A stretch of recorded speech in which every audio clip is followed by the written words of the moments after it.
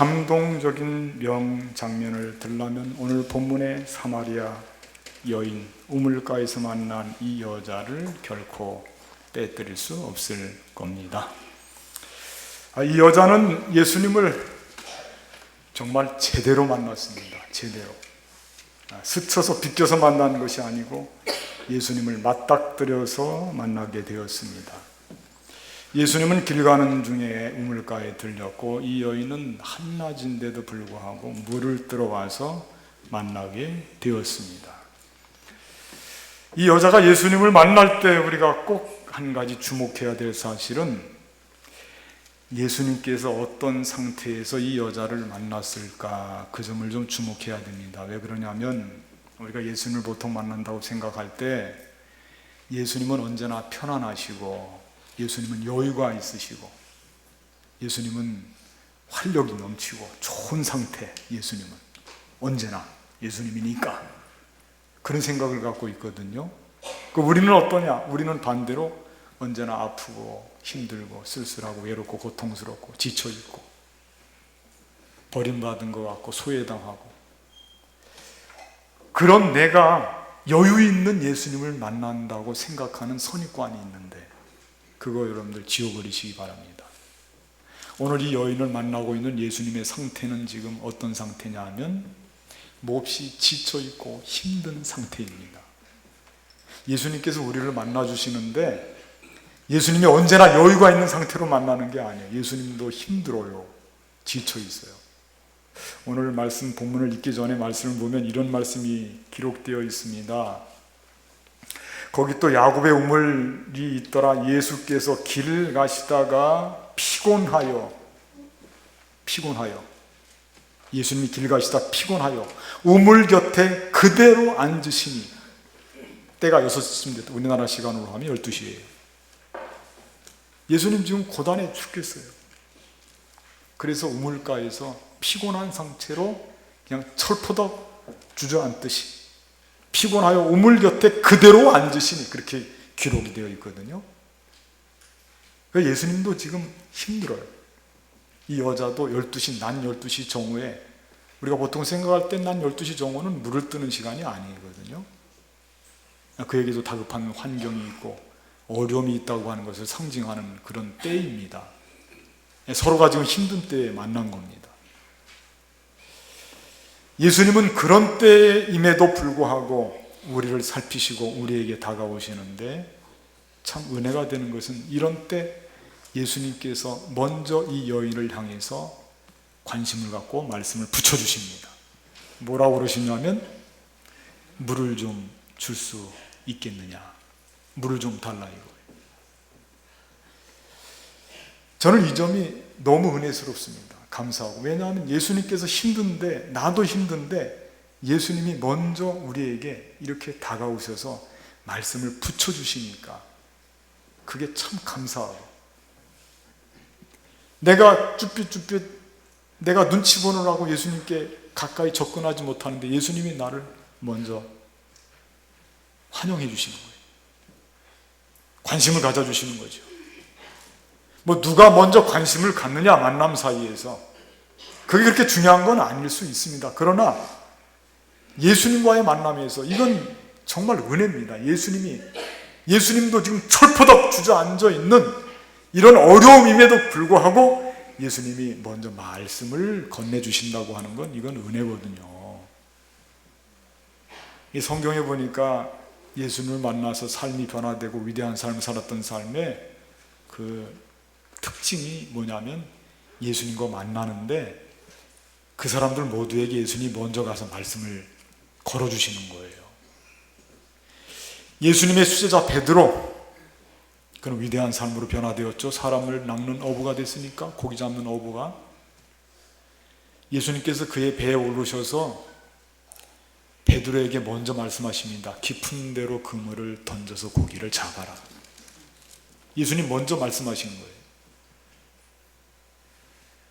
또 가장 위대한 복음 증거자 바울은 다메섹 도상에서 예수님을 만났는데요, 그때도 바울이 먼저 반응하지 않고 예수님께서 바울에게 말씀하십니다. 뭐라고 그러냐면, 사울아 사울아, 그때 이름은 사울이니까 처음 이름은, 사울아 사울아, 네가 어찌하여 나를 핍박하느냐, 박해하느냐. 그렇게 음성으로 예수님께서 먼저 와주십니다. 그때 바울이 주님 누구십니까? 내가 무엇을 해야 되겠습니까? 반응을 합니다. 이게 은혜예요. 우리가 하나님을 만나고 예수님을 만나는 것은 이와 같이 하나님께서 우리에게 일방적으로 은혜를 베풀어서 우리는 그 은혜에 응답하는 차원으로 하나님과의 만남이 이루어지는 줄로 믿습니다. 얼마나 감사한 일인지. 처음에는 이 사마리아 여자가 예수님이 누군지 잘 몰랐어요. 다만 사마리아 여자들을 미워하는 유대 남자일 것이다, 그렇게 생각만 했어요. 그러나 만남이 점점 깊어져 갈수록 이 사마리아 여자는 바로 이분이 예수 그리스도라고 하는 것을 깨닫게 되었어요. 예수 그리스도. 우리가 누구를 만나도 그 만남을 소중하게 생각할 것은 그 만남 속에 예수님을 만날 수도 있고 귀인을 만날 수도 있고 사람을 외모로 취하지 않기를 바라겠습니다. 만남 속에 귀중함이 있는 겁니다. 어떤 만남이라도 우리는 참으로 그 만남의 축복을 우리가 체험하면서 깨닫고 한순간이라도, 오늘 예수님을 만난 이 사마리아 여자가 처음에는 선입관 때문에 예수님이 그저 자기를 싫어하는 유대 남자인 줄로 알았는데 점점 만남이 깊어갈수록 그가 비밀을 깨닫게 되거든요. 그들이 그렇게도 목말라 애타게 기다렸던 메시아 그리스도라고 하는 것을 깨닫게 되었습니다. 그리고 이 예수님을 만나서 사마리아 여자는 정말 완전한 변화를, 엄청난 변화입니다. 그런 변화를 겪게 되었어요. 그리고 이 사마리아 여자뿐만 아니라 우리들도 예수님을 이렇게 대면하게 되면 우리의 삶도 엄청난 변화를 겪게 될 줄로 믿습니다. 예수님 만나면 달라지는 거예요. 달라져요. 자, 그렇다면 그에게서, 이 여자에게서 일어난 삶의 변화가 뭐냐? 대체 어떤 사람으로 변화가 되느냐? 예수님을 만난 사람의 변화된 모습을 오늘 이 여자를 통해서 몇 가지를 살펴보고, 우리들도 아름다운 삶의 변화를 통해서 하나님 앞에 영광 돌리고 우리 삶에 참된 복과 은혜를 누릴 수 있게 되기를 바라겠습니다. 첫째, 저를 따라하겠습니다. 예수님을 만난 사람은 영적으로 충만한 사람이 된다. 아멘. 그렇습니다. 예수님을 만난 사람은 영적으로 충만한 사람이 된다. 피폐한 사람이 되는 게 아니고 영이 바닥난 사람, 영이 갈급한 사람이 되는 게 아니고, 영이 없는 사람도 있어요. 동물적으로 살아가는 사람들도 있어요. 예수님 만나면 우리 영혼이 달라지는 거예요. 영혼이 충만한 상태로 만들어지게 됩니다. 이 사마리아 여자가 하필 이 야곱의 우물가에 왔는데, 여러분들 우물을 뜨러 왔다고 하는 그 모습은, 이 사실은 물론 우리가 마시는 물이 필요해서 우물로 올라왔겠지만은, 그러나 거기에는 많은 의미가 있거든요. 상징이 있단 말입니다. 이 갈급함이 있다고 하는 거예요. 늘 이 여자는 뭔가 원하고 있다고 하는 거예요. 살면서 그가 요구하는 것들이 많이 있다고 하는 것을 알 수 있어. 그래서 우물가에 온 거예요. 이 삶의 욕구입니다. 많은 부분들이 있어요. 살면서 육체적인 욕구, 정서적, 지적, 사회적, 경제적, 정치적인 것도 중요하죠. 욕구. 그런 많은 욕구들이 있는데, 그 중에서 이 여인이 갖고 있었던 정말 바닥이 드러난 욕구가 뭐냐면 영적인 욕구예요. 영적인 욕구. 그게 채워지질 않는 거예요. 자기 삶을 돌아보니까 자기는 분명히 하나님의 자녀로서 영적인 존재임에도 불구하고 자기의 삶이 지금 영적으로 완전히 바닥나 있어요. 그걸 어떻게 알 수 있느냐면, 이 사람이 예수님과 대화 중에 드러나게 되었는데, 이 사람의 남편이 5이었대요. 5. 그게 무슨 뜻이냐면, 그만큼 영적으로 의지하고 영적으로 쫓아다니고 여기 가고 저기 가고 기웃거렸던 점들이 많이 있다고 하는 뜻이에요. 영적으로 혼란하고 영적으로 채워지질 않는 겁니다. 그 영적인 남편이 5이나 됐다는 거예요. 그리고 지금은 없어요. 그만큼 갈급하고 방황하고 있다고 하는 증거예요. 우리가 이렇게 겉은 멀쩡해 보여도 여러분들 정말 대화를 해보고 기도를 해보고 함께 이야기를 나누게 되면 우리 중에도 뭐 저를 제외시키지는 않겠습니다. 영적으로 피폐해져 있는 분들이 너무나 많이 있습니다. 대체 저 사람은 어떤 영혼을 가지고 살아가느냐? 대답이 없는 사람들이 많이 있어요. 저 사람 동물 이상인 게 뭐냐 대체? 보는 눈, 생각하는 마음, 듣는 귀 절멸해요. 어떻게 이렇게 동물적이고 영적인 부분은 하나도 없는지. 그런 모습이 바로 여기 지금 우물가 여인의 모습이에요. 방황하고 있습니다. 그런데 지금 예수님을 만난 거예요. 예수님을. 마치 사슴이 시냇물을 찾기에 갈급함 같이 내 영혼이 주를 찾기에 갈급하나이다. 그런 심정으로 예수님을 만났는데 예수님께서 이 여인에게 들려주는 말씀이 참 귀한 말씀이 제가 들려드릴게요. 예수께서 대답하여 이르시되 이 물을 마시는 자마다 다시 목마르려니와 내가 주는 물을 마시는 자는 영원히 목마르지 아니하리니 내가 주는 물은 그 속에서 영생하도록 솟아나는 샘물이 되리라.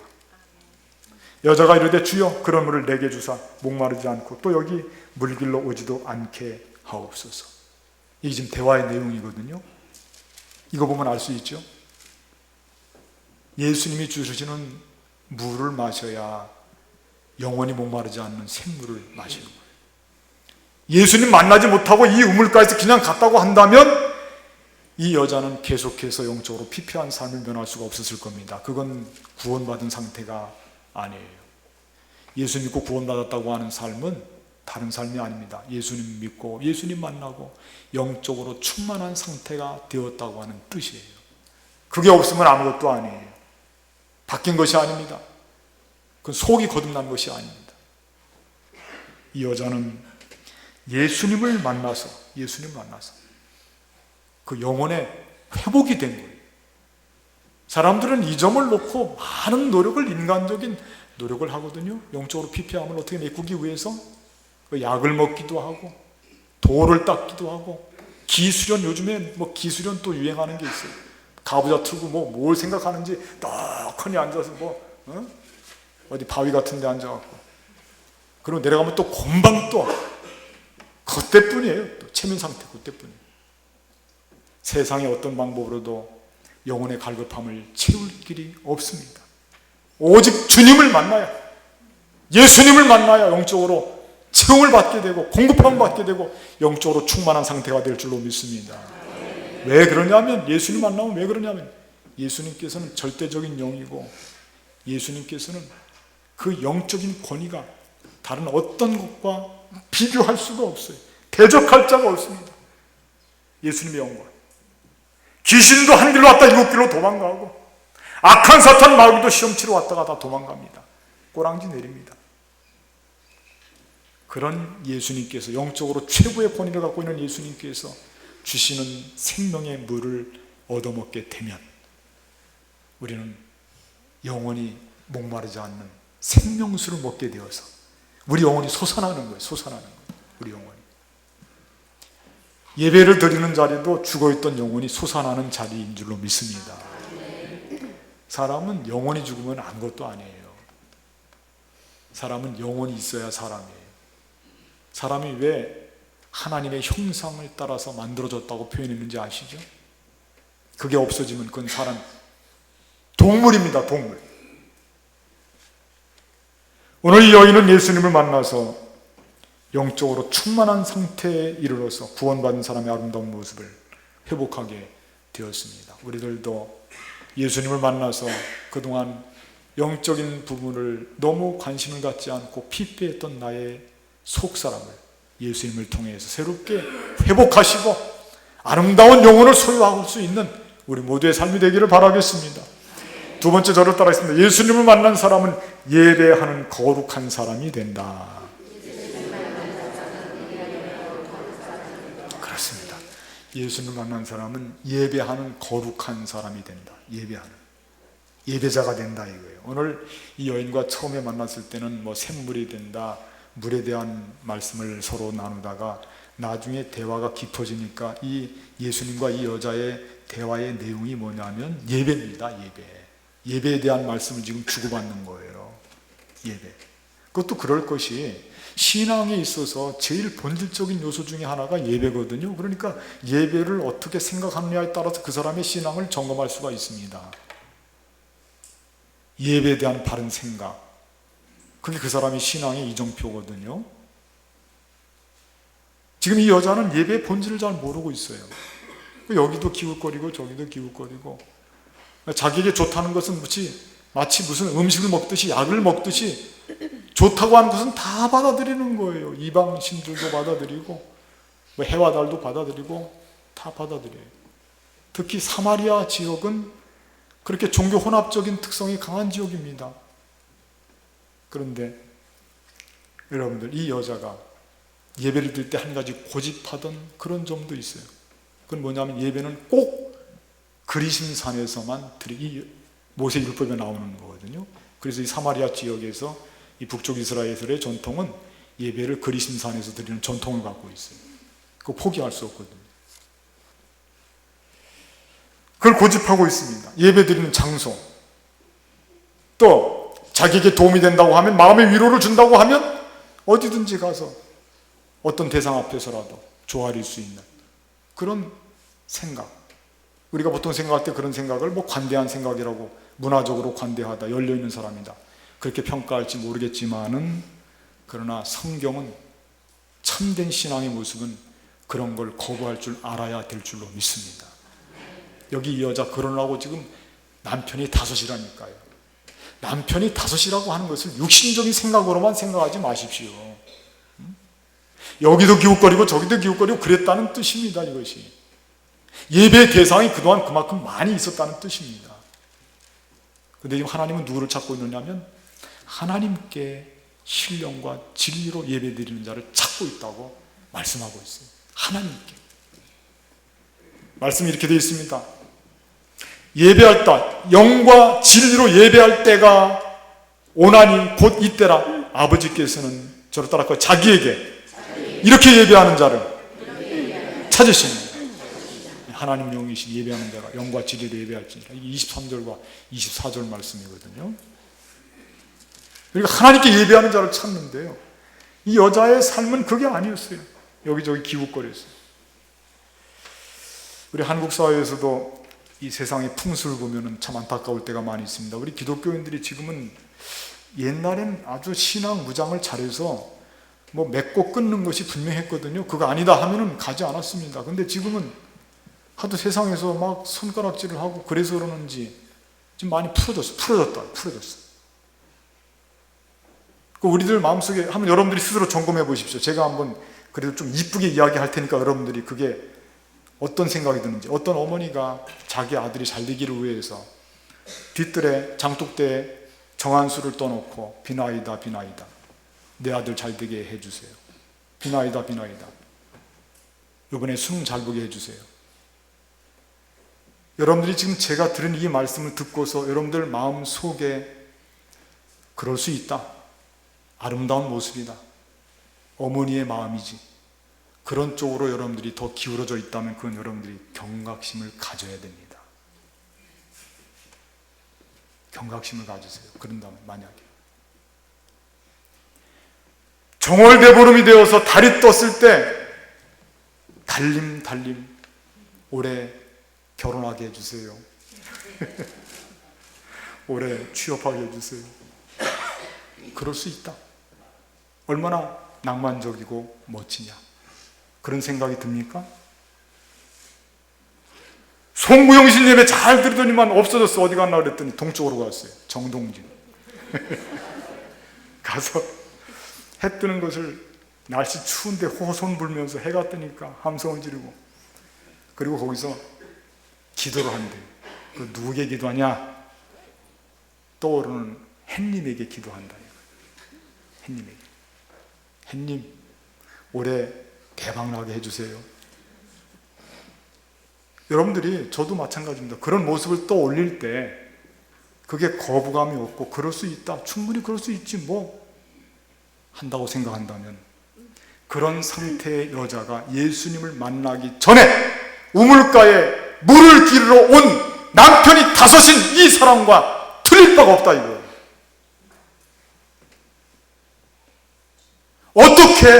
어떻게 하나님의 손끝으로 만든 하나님의 피조물인 그런 피조물이 예배의 대상이 될 수가 있느냐 말입니다. 예배는 절대 신에게 드리는 거예요. 하나님께 드리는 거예요. 하나님은 영이시니 예배하는 자가 영과 영으로 드리는 겁니다. 영으로. 영이 회복되어서 그 자를 찾고 있는 거예요. 지금 하나님께 예배 드리는 자를 찾고 있어요. 우리 마음속에 우리는 그거 우상이라고 봐요. 지금 우리 동네 서울 한복판에도, 이 서울 한복판 용산에도 보니까 수령이 500년, 600년이 됐다고 그러나 느티나무 한 좋은 나무 있어요. 저기. 근데 그 밑에 보면 거기다 돌 제단을 쌓아놨어요. 왜 그랬겠어요? 나무 아래에서 제사를, 예배를 드린다 그 뜻이에요. 여러분들 들어오시면서 용문동 사거리 길거리에다가 만국기 걸어놨을 겁니다. 그거 왜 걸어놨습니까? 알기는 잘하시죠. 남이장군 모래요. 남이장군 모래. 축제. 그 뭐냐면 사당에 가서 제사 지내는 게 그 축제의 핵심이거든요. 우리 용산이라고 하는 이름 자체가 그래요. 그런데 대해서 우리 기독교 초기에는, 우리 신앙이 견고했을 때는 그러니까 안 된다. 안 되는 건 안 되는 거예요. 제가 예전에 목회할 때 서울에서 어떤 권사님 부군 되시는 분이 그 집에 가면 세 가지가 다 있어요. 하나는 용자, 용. 붓글씨로 쓴 그 불교 계통의 용자 크게 써서 액자로 걸어놨어요. 하나는 삼강오륜 딱 걸어놨어요. 거기다. 그래서 하나는 우리 성경 구절도 딱 그렇게 걸어놨어요. 다 걸어놨어요. 그 무덤에 가면, 그 아버님 산소에 가면 그 산소를 잘 깎아놓고, 그리고 거기다가 고추를 하나 딱 따서 놓고, 그때 그 자녀가 저기 자식이 없었어요. 그런데 결국은 다시 나중에 결혼을 해서 자녀를 낳게 되었어요. 그분은 그게 결정적인 계기가 되어서 집에 있는 액자를 다 치우고 교회 일을 열심히 합니다. 그런데 교회에서 세례는 받지 않았어요. 세례도 받으시고 집사직분도 받으시고. 그런 나중에는 우리는 이제 더 이상 제사를 지내지 않을 겁니다. 하나님께 예배를 드릴 겁니다. 할렐루야. 그게 우리의 모습이 되어야 돼요. 되는 건 되는 거고요, 안 되는 건 안 되는 거예요. 예배에 있어서만큼은 양보해서는 안 돼요. 전능하신 하나님, 이 땅에 우리를 사랑해서 죄 때문에 줄 수밖에 없는 독생자 예수를 주셔서 우리를, 이 줄 수밖에 없는 우리를 살리신 그 하나님, 온 우주 만물을 만드시고 지금도 모든 만물을 섭리하시는 살아계신 그 하나님만이 영이시오, 최고의 영이시오, 절대적인 영이시오, 그분께로만 예배를 드려야 될 줄로 믿습니다. 오늘 이 여인은 예수님 만나고 그게 지금 회복된 거예요. 우리들도 예수님을 제대로 만나게 되면 예배를 회복합니다. 우리 용산제일교회를 생각해 보면 제가 안타깝고 조금 불안한 점이 있어요. 왜냐? 우리 용산제일교회 재직분들이 예배를 잘 빼먹어요. 여러분들, 제가 우리 속 사정을 솔직히 털어놓게, 우리 교인 이렇게 많은 것이 아닙니다. 그런데 한 주마다 50명에서 75명 사이가 빠져요. 재직들이 많이 빠져요. 한 주마다 그렇단 말이에요. 뭔 일 있으면 빠지고, 뚝하면 빠지고, 뚝하면 빠지고. 예배를 소홀히 한다는 뜻이에요. 예배를 꼭 붙들기를 바라겠습니다. 예배를 통해서 우리의 신앙이 다져지는 거예요. 예배를 통해서. 정말 안타까운 부분이에요. 예배를 꼭 지키려고 노력해야지. 다 양보하고 시간 있으면 예배 드리러 가고 할 일 다 끝나면 예배 드리러 가고 헌금도 마찬가지예요. 쓰다 남으면 헌금하고 그거 안 되잖아요. 우리의 온 마음과 정성을 들여서 우리가 정말 진실되게 영과 진리로 살아계신 하나님께 예배를 드려야지. 예배를 하나님께만 드려야지. 오늘 이 사마리아 여자는 예배의 본질을 깨닫게 되었고 예배를 소중히 생각하고 영과 진리로 예수님을 통해서 예배 드려야 된다고 하는 것을 회복하게 된 거죠. 그게 큰 일입니다. 삶의 엄청난 변화입니다. 우리들도 모이기를 패한 어떤 사람들의 습관처럼 하지 말고 주님 오실 날 그날이 가까우면 볼수록 더욱 모여서 예배 드릴 수 있는 우리 모두의 삶이 되기를 바라겠습니다. 세 번째 저를 따라하겠습니다. 예수님을 만난 사람은 전도에 열심을 내는 사람이 된다. 왜 이 말씀 안 하나 그랬죠? 예수님 만난 사람은 전도에 열심을 내는 사람이 된다. 이거는 제가 드리려서 드리는 말씀이 아니고 오늘 말씀을 보시면 이 여자가 지금 28절 말씀 보시기 바랍니다. 28절 말씀 같이 한번 읽어보겠습니다. 여자가 시작. 여자가 물동이를 버려두고 동네로 들어가서 사람들에게 이르되 내가 행한 모든 일을 내게 말하는 사람을 와서 보라. 이는 그리스도가 아니냐. 그들의 동네에서 나와 예수께로 오더라. 예수께로 오더라. 39절 말씀 한 절만 더 읽겠습니다. 여자의 말이 시작. 여자의 말이 내가 행한 모든 것을 그가 내게 말하였다 증언하므로 그 동네 중에 많은 사마리아인이 예수를 믿는지라. 전도자가 된 거예요. 전도자. 예수님을 제대로 만나면 전도자가 되지 않을 수가 없어요. 어부였던 베드로도 예수님 만나고 이제는 고기 잡는 사람이 된 게 아니고 사람을 잡는 어부가 됐어요. 예수님 만나고요. 그는 실패와 낭패 끝에 예수님을 만났죠. 밤이 새도록 고기를 잡고자 했지만 한 마리도 잡지 못하고 그 허탈한 마음으로 포기하고 싶은 마음으로 그가 그물을 씻고 있을 때 예수님께서 베드로야 깊은 데로 그물을 던져라. 그 말씀 의지하고 순종해서 고기가 잡혔는데 배가 가라앉을 정도로요. 그 다음부터는 이 베드로가 예수님의 제자가 되어서요. 삶이 완전히 변화되었습니다. 위대한 삶으로 변화되었습니다. 바울도 마찬가지입니다. 스데반도 마찬가지고. 그들은 예수님 만나서 삶이 완전히 진짜 코페르니쿠스적인 그런 삶의 이 지각 변동이 있었다니까요. 자기들이 꿈꾸고 소망하던 길은 다 버렸어요.